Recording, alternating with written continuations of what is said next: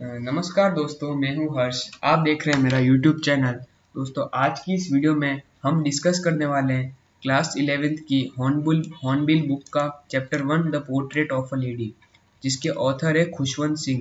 दोस्तों, इसमें ऑथर अपनी ग्रैंड मदर मतलब मेनली ग्रैंड मदर के बारे में डिस्क्राइब कर रहा है कि उनकी ग्रैंड मदर कैसी थी, वो उनके साथ कैसे रहती थी।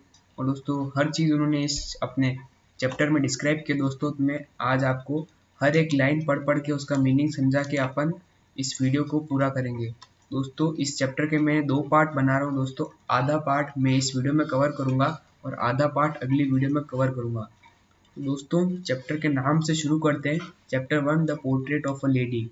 दोस्तों, पोर्ट्रेट ऑफ अ लेडी का मतलब जो ऑथर है अपनी दादी का पोर्ट्रेट। दोस्तों, पोर्ट्रेट का मतलब होता है एक पूरा किसी का बायोडेटा, यानी मतलब अगर किसी इंसान के बारे में सोचकर आपके दिमाग में कैसी जो इमेज बनती है, दोस्तों उसको पोर्ट्रेट कहते हैं। तो दोस्तों, सबसे पहले इसकी जो फर्स्ट लाइन है, my grand mother like everybody's grand mother was an old woman. दोस्तों, इस लाइन में ऑथर कह रहे हैं कि मेरे ग्रैंड मदर हर सबकी ग्रैंड मदर की तरह एक ओल्ड लेडी हैं। She had been old and wrinkled for 20 years. दोस्तों, इस लाइन में ऑथर कह रहे हैं कि वो जब से मतलब जैसे ऑथर ने अपनी जो ग्रैंड मदर है उनको पिछले 20 साल से ओल्ड और व्रिंकल्ड मतलब जो चेहरे पे उसको झुर्रियाँ, किसी को कहते हैं झुर्रियाँ होती है, उसको व्रिंकल्ड फेस कहते हैं, जिस फेस पे झुर्रियाँ होती है। दोस्तों, तो ऑथर ने अपनी दादी को 20 ईयर्स से व्रिंकल्ड फेस में ही देखा है। आई है that 20 years I had known her. People said that she had been once young and pretty and had even had a husband, but that was hard to believe. दोस्तों, इस line में कह रहे हैं ऑथर कि पीपल मतलब लोग कहते हैं कि उनकी दादी यंग और प्रिटी थी एक समय पे, लेकिन उनका एक हस्बैंड भी था। लेकिन ऑथर को यह हार्ड मतलब बिलीव करने में बहुत मुश्किल हो रही है। दोस्तों, क्यों हो रही है? ऑथर इस लाइन में ऐसा कहना चाहते हैं क्योंकि जैसा कि ऑथर ने अपनी दादी को पिछले 20 साल से ओल्ड देखा है, बूढ़े हुए देखा है, तो दोस्तों उनको इस बात पे विश्वास नहीं हो रहा कि वो किसी समय पे सुंदर भी थे और उनका एक हस्बैंड भी रहेंगे। दोस्तों, इस बात से हमें पता चलता है कि ऑथर की जो दादी है, ग्रैंड मदर है, उनके जो हस्बैंड है उनकी बहुत पहले डेथ हो गई है। दोस्तों, तो ऑथर को इस बात पे बिलीव नहीं हो रहा कि उनकी दादी कभी सुंदर भी थे। My grandfather's portrait hung above the mantelpiece in the drawing room। दोस्तों, इस लाइन में उन्होंने अपने ग्रैंडफादर की बात कही है कि ग्रैंडफादर का जो फोटो है वो उनकी ड्राइंग रूम में लगा हुआ है। He wore a big turban and loose fitting clothes। दोस्तों, जैसा कि आपको पता होगा पुराने जो लोग होते हैं किस टाइप के कपड़े पहनते हैं, उनके एक बड़ी टर्बन। दोस्तों, टर्बन मतलब जो सर पे हेड पहनते हैं, दोस्तों साफा कहते हैं उसे। Turban and loose fitting clothes. दोस्तों, आपने देखा होगा कहीं भी आप किसी ओल्ड दादाजी किसी को भी आप देखो, ओल्ड पर्सन को देखो रोड पे, तो वो इसे लूज फिटिंग क्लोथ्स पहनते हैं, थोड़े ढीले ढीले कपड़े होते हैं और एक बड़ी टर्बन पहनते हैं। दोस्तों, his long white beard covered the best part of his chest. इस लाइन में ऑथर कह रहे हैं कि उनकी जो लंबी दाढ़ी है उनके चेस्ट के बेस्ट पार्ट को कवर करती है। बेस्ट पार्ट से ऑथर का मतलब जो गले का जो नीचे वाला पार्ट होता है, गले के नीचे वाले पार्ट को उनकी दाढ़ी कवर करती है। इस लाइन से हमें पता चल जाता है कि उनके दादाजी की जो दाढ़ी है वो काफी लंबी रही होगी। And he looked at least 100 years old. दोस्तों, उनके फोटो को देखकर ऑथर को लग रहा है कि वो कम से कम 100 साल के तो होंगे उस फोटो में। He did not look the sort of person who would have a wife और चिल्ड्रन। दोस्तों, उनकी जो फोटो देख के ऑथर को लग ही नहीं रहा है कि उनकी कोई पत्नी भी होगी या बच्चे भी होंगे। इस बात से ऑथर का कहने का मतलब वो इतने ओल्ड लग रहे हैं दोस्तों कि लग ही नहीं रहा है कि वो किसी जमाने में जवान भी रहे होंगे, उनकी पत्नी भी रही होगी और बच्चे भी रहे होंगे। He looked as he could only have lots and lots of grandchildren। इस लाइन से ऑथर कह रहे हैं कि जो उनके फोटो देखने से ऐसे लगता है कि उनके वाइफ और बच्चे नहीं, सिर्फ और सिर्फ बहुत सारे ग्रैंड चिल्ड्रन होंगे। इस लाइन में भी ऑथर उनके ग्रैंडफादर कितने ओल्ड लग रहे हैं उस बात को डिस्क्राइब कर रहे हैं। As for my grandmother being young and pretty the thought was almost revolting. दोस्तों, रिवोल्टिंग का मतलब जो जैसे कोई थॉट वॉज ऑलमोस्ट रिवोल्टिंग का मतलब जो बात दिमाग मानने को तैयार नहीं। दोस्तों, दिमाग को मतलब वो बात गलत ही लग रही है ऑथर के दिमाग को कि उनकी जो ग्रैंड मदर है कभी सुंदर भी थे और यंग भी थे। She often told us about the game she used to play as a child. इस लाइन में ऑथर कह रहे हैं कि उनकी दादी उन्हें हमेशा ऐसी चीजें बताया करती थी जिसमें उनकी दादी जो बचपन में गेम्स खेलती थी वो उन अपने बच्चों को बताया करती थी, और बच्चों से मतलब ऑथर को। That seemed quite absurd and undignified as her part, and we treated like it like fables. That seemed quite. She had always been short and fat and slightly bent. इस लाइन में author अपनी दादी कैसी दिखती है उस चीज को बता रहा है, जैसे शॉर्ट, फैट और स्लाइटली बेंड। तो स्लाइटली बेंड जैसे एक तो उनकी दादी शॉर्ट है, थोड़े मोटे हैं, और बेंट है, जैसे आपने देखा होगा बूढ़े लोग आगे से थोड़े बेंट होते हैं, इस टाइप की उनकी दादी। अगर दोस्तों ये बहुत मेन लाइन है दोस्तों, अगर आपको एग्जाम में पूछे describe the physical appearance of author's grandmother, दोस्तों आप यहाँ लिख सकते हैं she was short, fat and slightly bent. Her face was criss cross of wrinkles running from everywhere to everywhere. दोस्तों इस लाइन में ऑथर कह रहे हैं कि उनके फेस पे इतने रिंकल्स हो रहे थे, क्रॉस में रिंकल्स हो रहे थे दोस्तों, इस तरह जैसे इस तरफ से भी रिंकल हो रहे हैं, इस तरफ से भी रिंकल हो रहे हैं, पूरे फेस पे उनके रिंकल्स हो रहे थे।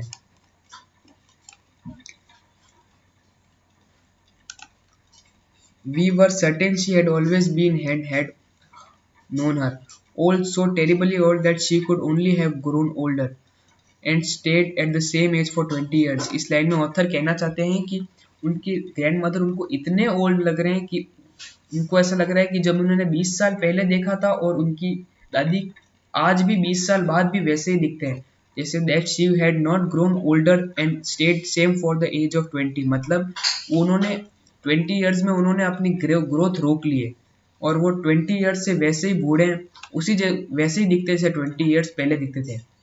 She could never been pretty but she was always beautiful. दोस्तों ये लाइन में she was never been she could never been pretty but she was always beautiful।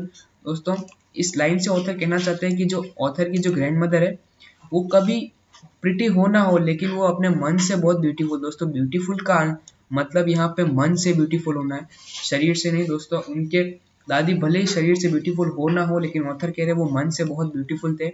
She hopped about the horse in spotless white with one hand resting on her waist to top balance her stoop and other telling the beads of her rosary. Her silver locks were scattered untidily over her pale, puckered face and his lips constantly moved in inaudible prayer। दोस्तों इसमें उन्होंने अपनी दादी की कुछ activities को describe किया है कि वो हमेशा उनका फेस पे पुकड़ फेस, मतलब जिस फेस पे से छेद छेद हो जाते हैं दोस्तों, कभी आपने देखा होगा फेस पे छेद छेद हो जाते हैं और उनका लिप्स कॉन्स्टेंटली मूव करते रहते हैं प्रेयर में। मतलब वो इनऑडिबल प्रेयर का मतलब वो एक प्रेयर बोल रहे हैं जो सुनाई नहीं दे रहे हैं। जैसे अपन जो कभी कोई मंत्र जपते हैं, अपन मन में जपते हैं, खाली लिप्स को लिप्सिंग करते हैं, वो सुनाई नहीं दे रहा है। Yes she was beautiful, she was likely the winter landscape on the mountains an expanse of pure white serenity breathing peace and contentment. दोस्तों इसमें लैंडस्केप इन द माउंटेन्स और दोस्तों ये नेचर की जो इन लाइन में expanse of pure white scenery breathing peace and contentment, इसमें दोस्तों नेचर की ब्यूटीफुल जो नेचर की सुंदरता को उनकी दादी की मन की सुंदरता से कंपेयर किया गया है। She was beautiful, she was like the winter landscape in the mountains.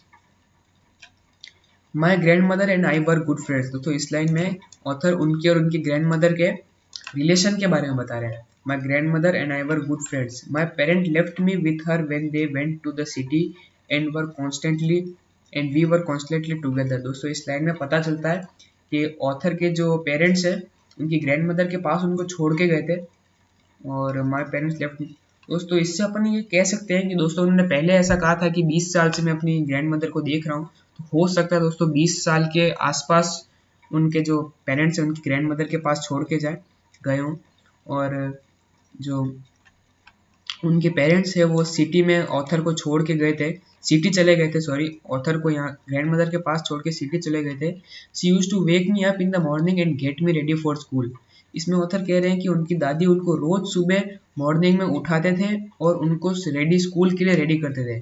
She said her morning prayer in sing song morning prayer in a monotonous sing song while she bathed and dressed me in the hope that I would listen and get know by it heart। दोस्तों उनकी दादी इसमें बता रहे, author बता रहे कि उनकी दादी ऑथर को नहलाते वक्त, कपड़े पहनाते वक्त हमेशा प्रेयर बोलते थे ताकि ऑथर को वो प्रेयर याद हो जाए, मन में याद हो जाए। I listened because I loved her voice but never bother to learn it.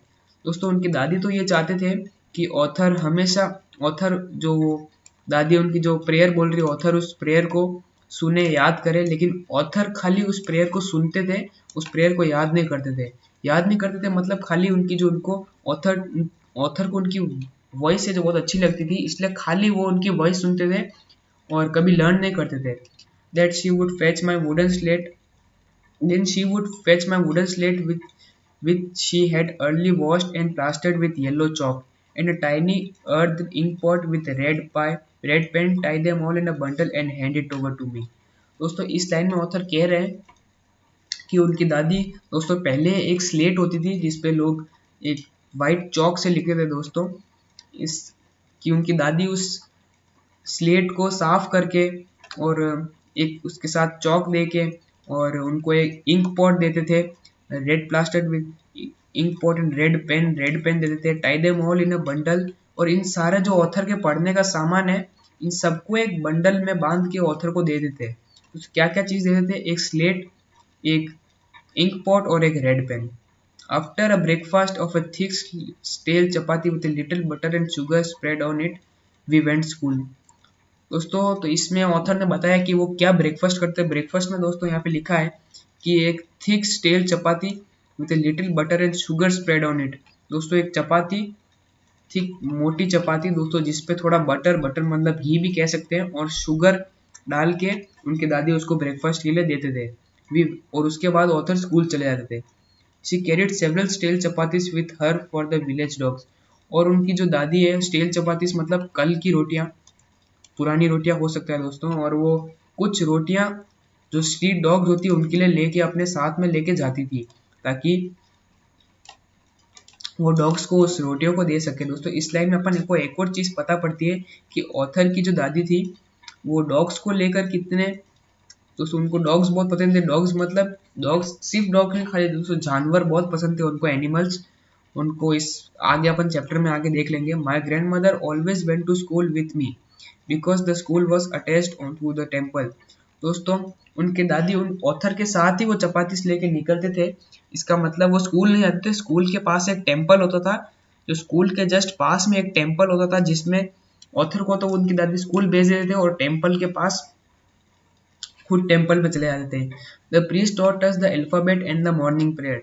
दोस्तों जो ऑथर का जो पंडित था, प्रीस्ट मतलब जो पंडित जी होते हैं, ऑथर का नहीं सॉरी टेम्पल का, उनको ऑथर को उनकी दादी को अल्फाबेट्स और मॉर्निंग प्रेयर्स बताते थे।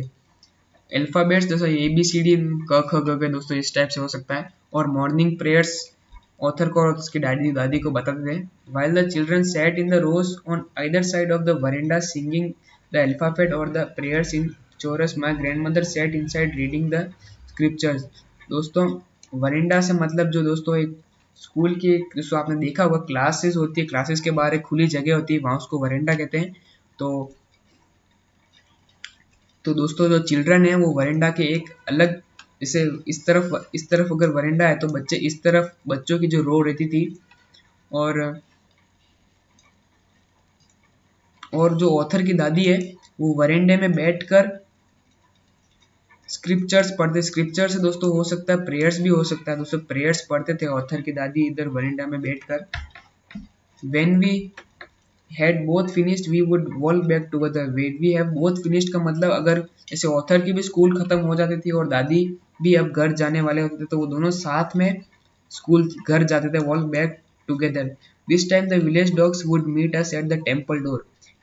और जो विलेज के डॉग्स है ऑथर को और उसकी ऑथर की दादी को टेम्पल के डोर के यहाँ पे उनको मिलते थे। They followed us to home growing and fighting with each other for chapatis with you to them. दोस्तों इस चीज से एक और पता पड़ता है कि दोस्तों ऑथर की जो दादी है, ऑथर को स्कूल छोड़ते वक्त तो उनको डॉग्स को चपाती देते ही थे। ऑथर और दादी जब स्कूल से घर जा रहे होते तब भी वो डॉग्स उनको पीछे फॉलो करते हैं और ऑथर की दादी उन डॉग्स को घर जाकर भी रोटी देते हैं।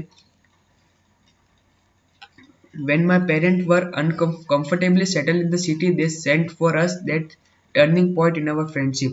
दोस्तों इस पॉइंट के बाद दोस्तों अब ऑथर एक टर्निंग पॉइंट मतलब एक अलग स्टोरी में अलग ट्विस्ट जैसा अपन कह सकते हैं। जब ऑथर के जो पेरेंट्स है सिटी में सेटल हो गए थे, उन्होंने मतलब ऐसा कुछ चीज कही या फिर की जिससे ऑथर की और जो उनकी दादी की जो फ्रेंडशिप है वो टर्निंग पॉइंट मतलब उनमें एक घुमाव आ गया, एक ट्विस्ट आ गया। Although we shared the same room, my grandmother no longer came to school with me. दोस्तों इस बात में पता पड़ रहा है कि ऑथर और ग्रैंड मदर का एक सेम ही रूम था, लेकिन अब जो ऑथर की जो दादी है वो स्कूल ऑथर के साथ नहीं जाती थी। I use to go to English school in a motor bus. दोस्तों इससे अपन को पता चलता है कि ऑथर के जो पेरेंट्स है उन्होंने उनकी दादी और ऑथर को घर पे बुला लिया था, सिटी बुला लिया था, जिसमें अब उनकी दादी अब खुश ज़्यादा नहीं लग रही थी। और ऑथर जैसे पिछले अपनी दादी के साथ स्कूल पैदल चलते थे, डॉग्स को रोटी डालते डालते, अब वो नहीं हो रहा क्योंकि अब ऑथर जो है स्कूल बस में अब स्कूल जा रहे हैं। I used to go to an English school in a motor bus. There were no dogs in the streets and she took of feeding sparrows in the courtyards of our city house।